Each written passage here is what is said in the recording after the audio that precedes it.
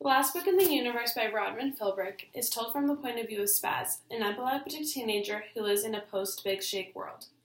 The people who survived the Big Shake, which was a giant earthquake that destroyed every building and structure in its path, have built small communities called latches. Spaz, the main character, was orphaned as a small child, where he was then adopted by a family. Because of Spaz's medical issues, Spaz was once again an orphan because his dad, Charlie, or his adoptive dad, Charlie, thought that it would be too hard to take care of him, and the family worried that he would be contagious. For the short time that Spaz lived with his adopted family, he became inseparable with his little sister Bean, who has a blood disease.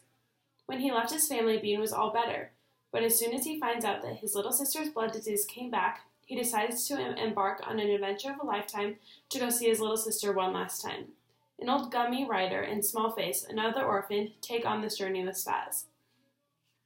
In the world they live in, normals like Spaz, Ryder, and Smallface are completely isolated from the genetically improved perfects called proofs.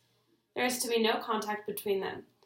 Throughout the book, the characters learn that the proofs are people too, and the proofs learn that normals aren't as mentally declined as they thought.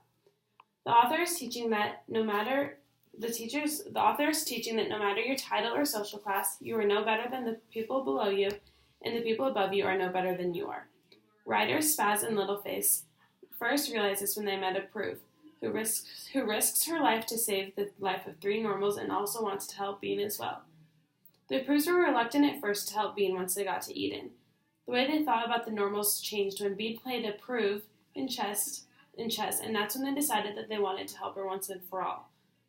Although the book conveys a deeper message of social classes and views, one of the author's purposes was to entertain. The book was packed full of action and suspense. For example, when they were in the battle fighting the Furies versus Vandals. Along with entertaining, one of the book's purposes is to inform and teach the value of information and how it should be passed on from generation to generation, because you never know what is going to be taken away from you and what you may or may not remember in the days to come. This is especially evident when Ryder and some of the proofs are able to remember that the blood disease Bean has was once called leukemia, and how certain therapies were once used to help treat this disease. The main character, Spaz, is forced to live in the streets by himself in order to survive. He has to become a banger or debt collector for his latch boss, Billy Bismo.